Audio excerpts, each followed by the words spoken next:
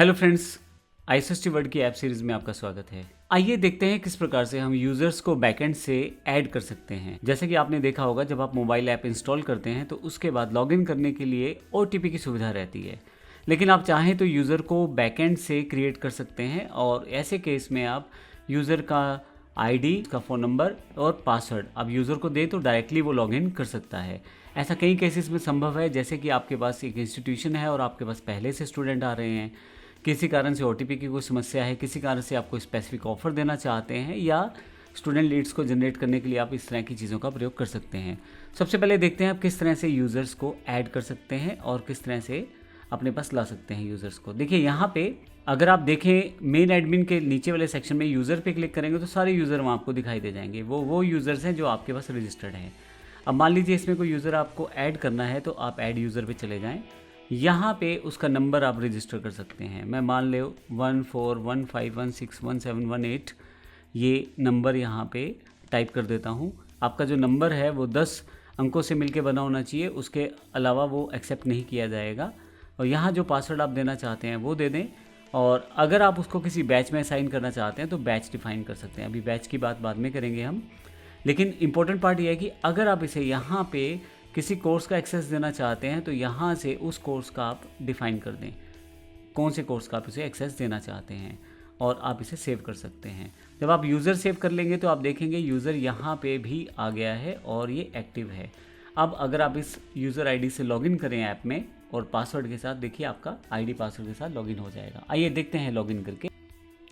सबसे पहले एग्जिस्टिंग जो यूज़र है उसको लॉग आउट कर देता हूँ, और यहाँ पे जो मैंने यूज़र आईडी बनाया था वो यूज़र आईडी मैं यहाँ टाइप करके लॉगिन करने की कोशिश करता हूँ। यहाँ पे मैंने जो इसका पासवर्ड रखा था वो, तो मेरा यूज़र लॉगिन हो गया है। आप देखेंगे जो कोर्स मैंने उसको डिफ़ाइन किया था ओपन, अब देखिए यहाँ पे ध्यान रखिएगा काफ़ी सारे कोर्सेज़ पहले से ओपन है, तो इस ओपन को इस ओपन से कन्फ्यूज़ नहीं करते।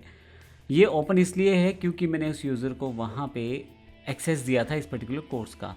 तो जो कोर्सेज डिफ़ॉल्ट रूप से ओपन रहते हैं वो तो रहेंगे, लेकिन जिन कोर्सेज़ का एक्सेस आप देंगे वो कोर्स भी ओपन हो जाएगा। लेकिन बाकी कोर्सेज़ के ऊपर बाय नाउ लिखा आएगा, वो परचेज़ करके ही ले सकता है। तो इसका मतलब ये हुआ कि जब आप किसी यूज़र को कोई एक्सेस देंगे तो वो वही कोर्स एक्सेस कर पाएगा जिसको आपने ऑथराइज़ किया है, बाकी कोर्सेज़ को वो यूज़ नहीं कर पाएगा। अब मैं यहाँ से अगर यूज़र डिलीट करना चाहूँ तो आप यहाँ से डिलीट अकाउंट या व्यू से व्यू देख सकते हैं। मैं यहाँ क्लिक करता हूँ तो यूज़र आईडी, स्टेट और बहुत सारी चीज़ें यहाँ पे अवेलेबल हो जाती हैं, आप चेक कर सकते हैं। यहाँ पे अगर वो किसी बैच से रिलेटेड है तो बैच का नाम भी आ जाएगा, और भी बहुत सारी चीज़ें हैं। मैं अपडेट भी कर सकता हूँ, हटा देता हूँ यहाँ से। मान लो यूज़र मुझे डिलीट करना है तो डिलीट कर देता हूँ यूज़र मैं यहाँ से। तो यहाँ से बड़ी आसानी से आप यूज़र को डिलीट भी कर सकते हैं। अब अगर मैं इसको दोबारा लॉगिन करने की कोशिश करूँ सेम आईडी से और सेम पासवर्ड मैं डालता हूँ, यहाँ पे कंटिन्यू करता हूँ, तो अब की बार यूज़र का अवेलेबिलिटी नहीं है, इस कारण से यूज़र लॉगिन नहीं कर पाएगा। और यहाँ से आप यूज़र्स को बैचेस में भी डिफ़ाइन कर सकते हो। इसके लिए आपको सबसे पहले बैच अगर नया बनाना चाहते हैं तो नया बना सकते हैं, पुराने में भी आप सेटअप कर सकते हैं। मैं यहाँ से बैच पे क्लिक कर देता हूँ और बैच का नाम रख देता हूँ 9th to 12 computer basics batch. मैं इसे ऐड कर देता हूँ। जब मैं इसे ऐड करता हूँ तो अब यहाँ से जब भी मैं यूज़र ऐड करूँगा तो मैं यहाँ पे बैच डिफ़ाइन कर सकता हूँ, और मैं वही वाला यूज़र दोबारा ऐड करता हूँ। पासवर्ड भी सेम रख देता हूँ यहाँ पे। मैं कौन से बैच से 9 to 12 वाले बैच में डिफ़ाइन करना चाहता हूँ यूज़र को, और कौन से कोर्स का एक्सेस देना चाहता हूँ, सेम कोर्स का एक्सेस है, और यहाँ से फाइनली उसे सेव कर देता हूँ मैं।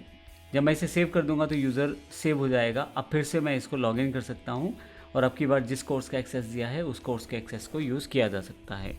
तो इस तरह से आप यूज़र्स को बैकएंड से क्रिएट कर सकते हैं।